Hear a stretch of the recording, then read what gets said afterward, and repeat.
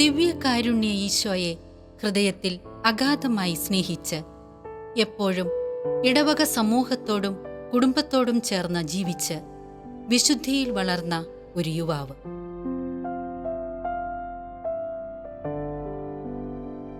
ഇന്റർനെറ്റിന്റെ വിവിധ സാധ്യതകളെ ഉപയോഗപ്പെടുത്തി ചെറുപ്രായത്തിൽ തന്നെ ദിവ്യകാരുണ്യ അത്ഭുതങ്ങളെ ഡോക്യുമെന്ററികളാക്കി ലോകത്തിന് സമ്മാനിച്ച പുണ്യജീവിതം.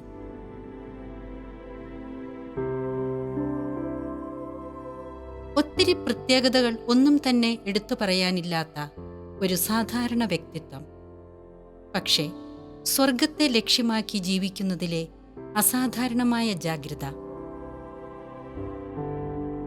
വെറും 15 വയസ്സുവരെ മാത്രം ജീവിച്ച ഒരു യുവാവ്. കളിച്ചും ചിരിച്ചും കൂട്ടുകാരോടുകൂടി ഉല്ലസിച്ചും പാവങ്ങളുടെ കണ്ണീരൊപ്പിയും വിശുദ്ധ കുർബാനയെ പ്രണയിച്ചും കഴിഞ്ഞ ഒരു ബാലൻ. അതായിരുന്നു കാർലോ അക്വിറ്റീസ്.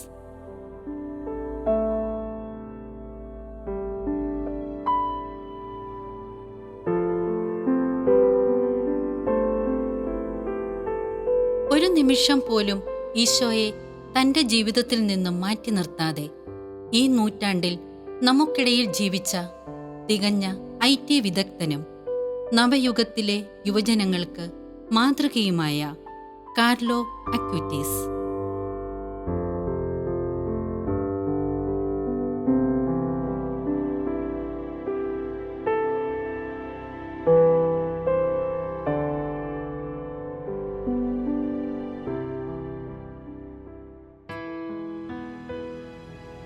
ഇംഗ്ലണ്ടിൽ 1991 മെയ് 3 ജനനം. ആൻഡ്രേ അക്വിറ്റീസ്, അന്റോണിയ സലസാനോ എന്നിവരായിരുന്നു മാതാപിതാക്കൾ. ശാന്തവും സമ്പന്നവുമായ ഒരു കുടുംബ പശ്ചാത്തലത്തിലായിരുന്നു കാർലോ വളർന്നത്.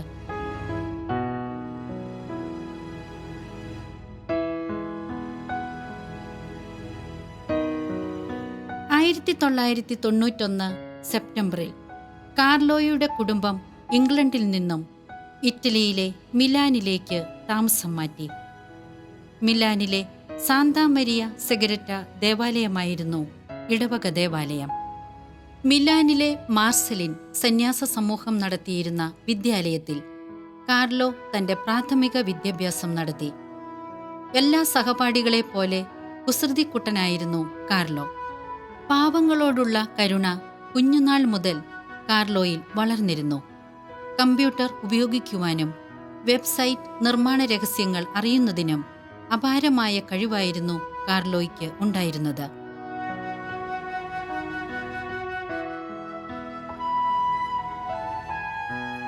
ഹൈസ്കൂൾ പഠനം ലിയോ 13 സ്കൂളിലായിരുന്നു.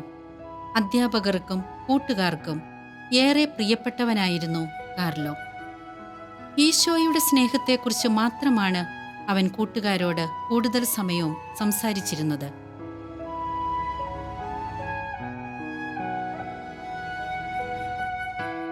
സമയത്തെ ഏറെ ഗൗരവമായി കണ്ടിരുന്ന കാർലോ തന്റെ ഒരു ദിവസത്തെ സമയത്തെ വളരെ ക്രമമായി വിനിയോഗിക്കുന്നതിൽ ഏറെ ശ്രദ്ധിച്ചിരുന്നു.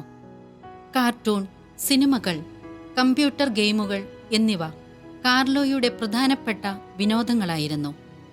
വളർത്തുമൃഗങ്ങളും അലങ്കാര മത്സ്യങ്ങളും കാർലോയ്ക്ക് ഏറെ പ്രിയപ്പെട്ടതായിരുന്നു. പ്രകൃതിയെ സംരക്ഷിക്കുന്നതിലും കാർലോ ഏറെ ശ്രദ്ധിച്ചിരുന്നു. യുവജനങ്ങൾക്കിടയിൽ വിശ്വാസബോധ്യങ്ങൾ വളർത്തുവാൻ കമ്പ്യൂട്ടറും ഇന്റർനെറ്റും ഏറെ സഹായിക്കുമെന്ന് കാർലോ തിരിച്ചറിഞ്ഞിരുന്നു. അതിനാൽ ദിവ്യകാരുണ്യ അത്ഭുതങ്ങളെക്കുറിച്ച് മാത്രമായി വെബ്സൈറ്റ് നിർമ്മിച്ച് അവ അനേകരിലേക്ക് നൽകി. വിശുദ്ധരുടെ ജീവിതം പ്രചരിപ്പിക്കുവാനായി പ്രത്യേകം ബ്ലോഗുകളും കാർലോ നിർമ്മിച്ചിരുന്നു. ശരീരത്തെ നിസ്സാരവൽക്കരിക്കുന്ന സുഹൃത്തുക്കൾക്ക് ശരീരം പരിശുദ്ധാത്മാവിന്റെ ആലയമാണ് എന്ന് മനസ്സിലാക്കി കൊടുക്കുവാൻ കാർലോയ്ക്ക് സാധിച്ചു എന്നതിന്റെ തെളിവാണ് കാർലോ അക്വിറ്റീസിന്റെ വിശുദ്ധ ജീവിതമെന്ന് ഫ്രാൻസിസ് മാർപ്പാപ്പ അഭിപ്രായപ്പെട്ടു. മനം മയക്കുന്ന വെബ്സൈറ്റുകളുടെ കെണിയിൽ വീഴരുത് എന്ന് കാർലോ തൻ്റെ കൂട്ടുകാരോട് പറയുമായിരുന്നു.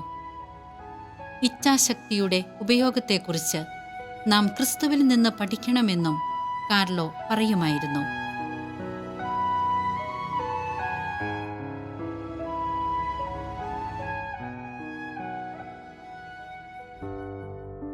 തൻ്റെ മകൻ്റെ ദിവ്യകാരുണ്യ ഭക്തി അതൊന്നു മാത്രമാണ് തന്നെ ദിവ്യകാരുണ്യ ഭക്തിയിൽ വളർത്താൻ സഹായിച്ചത് എന്ന് കാർലോയുടെ അമ്മ അഭിപ്രായപ്പെടുന്നുണ്ട്. തൻ്റെ മകന് എപ്പോഴും സ്വർഗമായിരുന്നു ലക്ഷ്യമെന്ന് കാർലോയുടെ പിതാവും അഭിപ്രായപ്പെടുന്നു.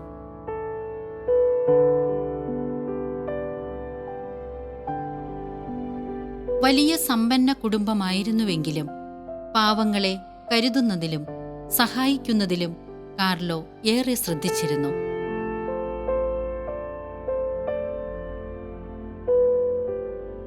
ക്രിസ്തുവിൽ വിശ്വാസമില്ലായിരുന്ന കാർലോയുടെ വീട്ടിലെ ഒരു ജോലിക്കാരൻ കാർലോയുടെ വിശ്വാസവും ദിവ്യകാരുണ്യ അത്ഭുതങ്ങളെക്കുറിച്ചുള്ള കാർലോയുടെ പങ്കുവെക്കലുകളും നിമിത്തം പിന്നീട് ക്രിസ്തുവിനെ രക്ഷകനും നാഥനുമായി ഏറ്റുപറയുകയും മാമോദീസ സ്വീകരിക്കുകയും ചെയ്തു എന്നത് കാർലോയ്ക്കുണ്ടായ പ്രേക്ഷിത തീഷ്ണതയുടെ തെളിവായിരുന്നു.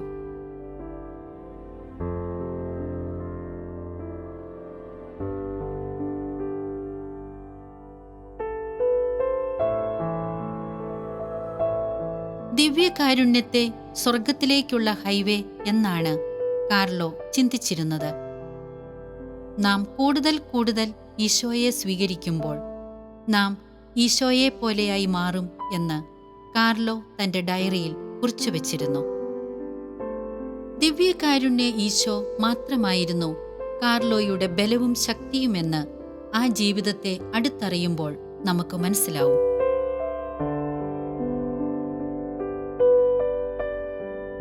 ദിവ്യകാരുണ്യത്തെ ആരാധിക്കുമ്പോൾ സ്വർഗം മുഴുവൻ അവിടെ സമ്മേളിക്കുമെന്ന് കാർലോ ഹൃദയത്തിൽ വിശ്വസിച്ചിരുന്നു. ദിവ്യകാരുണ്യം ദിനം പ്രതി സ്വീകരിച്ച് വിശുദ്ധിയിൽ വളരുവാൻ കാർലോ ഏറെ ശ്രദ്ധിച്ചിരുന്നു. അതിനായി കുമ്പസാരമെന്ന ഉദാശയെ വലിയ ഗൗരവത്തോടെ നിരന്തരം കാർലോ സമീപിച്ചിരുന്നു. വിശുദ്ധ യോഹന്നാൻ ശ്ലീഹായുടെ ദിവ്യകാരുണ്യ അനുഭവങ്ങൾ കാർലോയെ ഏറെ സ്വാധീനിച്ചിരുന്നു.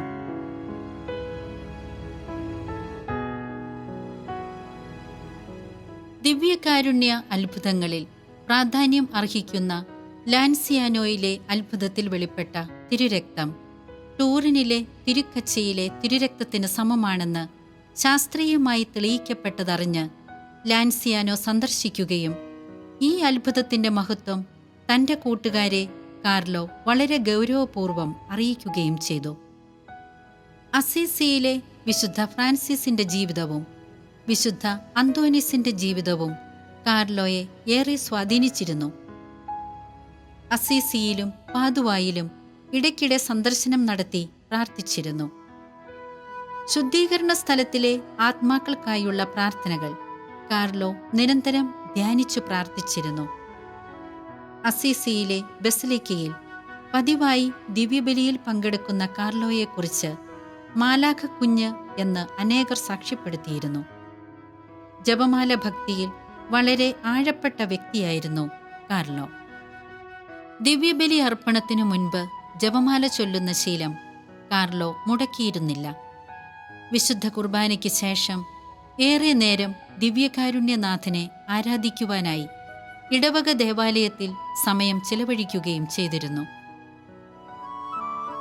കാർലോയുടെ ജീവിതത്തിന്റെ സുപ്രധാനമായ ഒരു ഏടാണ് ദിവ്യകാരുണ്യ അത്ഭുതങ്ങളുടെ എക്സിബിഷൻ. മാതാപിതാക്കളോടൊപ്പം വിവിധ അത്ഭുതങ്ങൾ നടന്ന സ്ഥലങ്ങൾ സന്ദർശിച്ച് അവയെല്ലാം www.carloacutis.com എന്ന വെബ്സൈറ്റിലൂടെ ഒരു വെർച്വൽ മ്യൂസിയമായി പ്രദർശിപ്പിച്ചു. 17 രാജ്യങ്ങളിൽ സംഭവിച്ച ദിവ്യകാരുണ്യ അത്ഭുതങ്ങൾ 153 പാനലുകളാക്കി ചിത്രീകരിച്ചുകൊണ്ടായിരുന്നു പ്രദർശനം. ഈശോയുടെ കുരിശിനെയും പീഡാസഹനങ്ങളെയും ജീവിത ധ്യാനമാക്കിയ ഈ നവയുഗ മിഷണറിയുടെ 15 വർഷത്തെ പുണ്യജീവിതം പിന്നീട് 2006 ഒക്ടോബറിൽ രക്താർബുദം എന്ന കഠിന രോഗത്തിലേക്കാണ് വഴിമാറിയത്. തന്റെ രോഗപീഠകളെ വലിയ ധീരതയോടെയും പ്രത്യാശയോടെയുമാണ് കാർലോ നേരിട്ടത്. സ്വർഗത്തിലേക്കുള്ള തന്റെ യാത്ര സഹനപൂർണവും, സഹനം കുരിശിന്റെ മഹത്വവുമെന്ന് ഈ വിശുദ്ധൻ തിരിച്ചറിഞ്ഞു. രോഗവേളയിൽ സന്ദർശിച്ചവർക്കെല്ലാം പ്രാർത്ഥനയും പ്രത്യാശയും നൽകി കാർലോ അവരെ ആശ്വസിപ്പിച്ചു. പിന്നീട് രോഗിലേപനം നൽകുന്നതിന് ആവശ്യപ്പെടുകയും രോഗിലേപനം സ്വീകരിക്കുകയും തുടർന്ന് ചികിത്സയിൽ കഴിഞ്ഞുവരവെ 2006 ഒക്ടോബർ 12 കാർലോ സ്വർഗത്തിലേക്ക് യാത്രയാവുകയും ചെയ്തു. ഭൗതിക ശരീരം അസീസിയിലുള്ള അക്വാറ്റിസ് കുടുംബക്കല്ലറയിൽ സംസ്കരിച്ചിട്ടുള്ളതാണ്.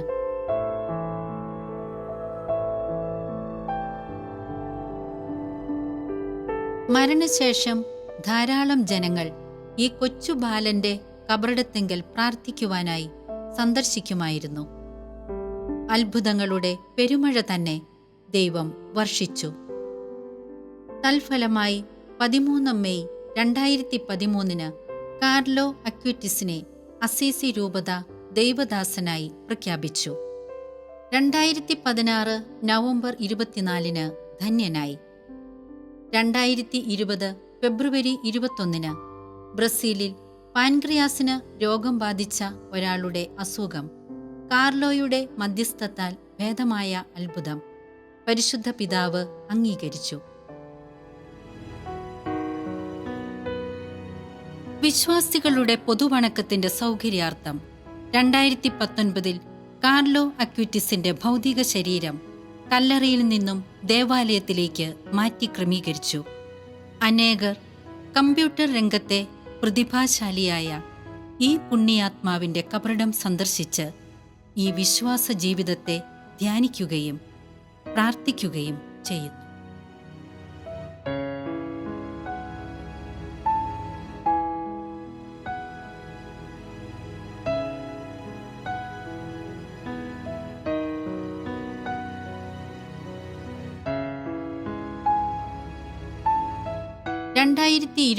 ഒക്ടോബർ 10 തിരുസഭ വാഴ്ത്തപ്പെട്ടവനായി കാർലോ അക്വിറ്റിസിനെ അസീസിയിൽ വെച്ച് പ്രഖ്യാപിച്ചു.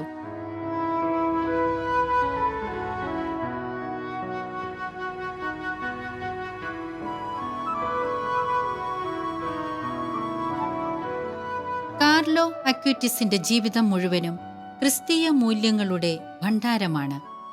മാധ്യമങ്ങളുടെ കൂരിരുട്ടിൽ കാർലോ നമുക്കും വരും തലമുറകൾക്കും ഒരു പ്രകാശമായി പ്രശോഭിക്കുകയാണ്. ഇന്നത്തെ ഈ കാലഘട്ടത്തിൽ നമ്മുടെ യുവജനങ്ങളെ കാർലോയെ മാതൃക കാട്ടി വളർത്താം. ഇന്നത്തെ കാലഘട്ടത്തിലെ യുവജനങ്ങൾക്കും കുട്ടികൾക്കും വെല്ലുവിളികൾ നൽകിക്കൊണ്ടാണ് കാർലോ അക്വിറ്റിസ് എന്ന യുവാവ് ഈ ലോകത്തിൽ നിന്നും സ്വർഗത്തിലേക്ക് യാത്ര ചെയ്തത്. എല്ലാവർക്കും നന്മ മാത്രം ചെയ്യുന്ന കാർലോ, ദിവ്യകാരുണ്യത്തെ അതിരറ്റ് സ്നേഹിച്ച കാർലോ, പരിശുദ്ധയമ്മയുടെ കരം പിടിച്ച കാർലോ, വിശുദ്ധരെ മാതൃകയാക്കിയ കാർലോ, ഇന്റർനെറ്റിനെ നന്മയുടെ മാധ്യമമാക്കിയ കാർലോ, കളിച്ചും ചിരിച്ചും ഉല്ലസിച്ചും കൂട്ടുകാരോടൊപ്പം ജീവിച്ചും വിശുദ്ധ വീതിയിൽ സഞ്ചരിച്ച കാർലോ അക്വിറ്റിസ് ഇതാ അൾത്താര വണക്കത്തിനായി നമുക്ക് മുൻപിൽ. ഇതുവരെ കണ്ടു ശീലമില്ലാത്ത രൂപഭാവങ്ങളോടെ ഈ നവയുഗത്തിൽ നമ്മുടെ ഇടയിൽ ജീവിച്ച ഈ പുണ്യവാളൻ നവസുവിശേഷ യാത്രയിൽ തിരുസഭാ മക്കൾക്ക് പുതിയ കരുത്തും ഊർജവും നൽകുമെന്ന് ഉറപ്പാണ്.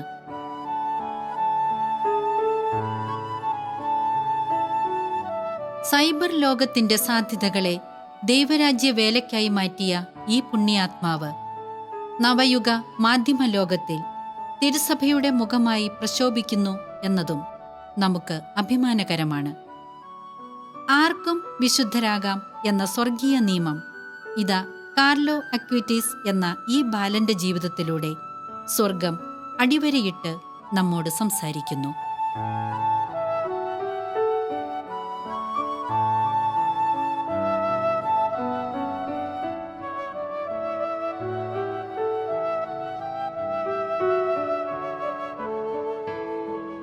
കാർലോ അക്വിറ്റിസിന്റെ വാക്കുകൾ ഇങ്ങനെ: എപ്പോഴും ഈശോയോട് ചേർന്നിരിക്കുക, ഇതാണ് എൻ്റെ ജീവിത ലക്ഷ്യം. എല്ലാവരും ജനിക്കുന്നത് നല്ലവരായിട്ടാണ്, പക്ഷേ പലരും ജീവിക്കുന്നത് കപടതയുടെ മുഖത്താലാണ്. എല്ലാവരും ഒറിജിനലായി ജനിക്കുന്നു, മരിക്കുമ്പോൾ ചിലപ്പോൾ ഫോട്ടോ കോപ്പിയായിട്ടാണ്. നിത്യതയാകണം നമ്മുടെ ലക്ഷ്യം. സ്വർഗം നമ്മളെ നോക്കിയിരിക്കുകയാണ്. ദിവ്യകാരുണ്യനാഥന്റെ മുൻപിൽ നിൽക്കുമ്പോൾ നാം വിശുദ്ധരാകും. കൂടുതൽ നാം ഈശോയെ ദിവ്യകാരുണ്യത്തിൽ സ്വീകരിക്കുമ്പോൾ നാം ഈശോയെ പോലെയാകും. ഞാനല്ല, ഈശോയാണ് എന്നിൽ ജീവിക്കുന്നത്.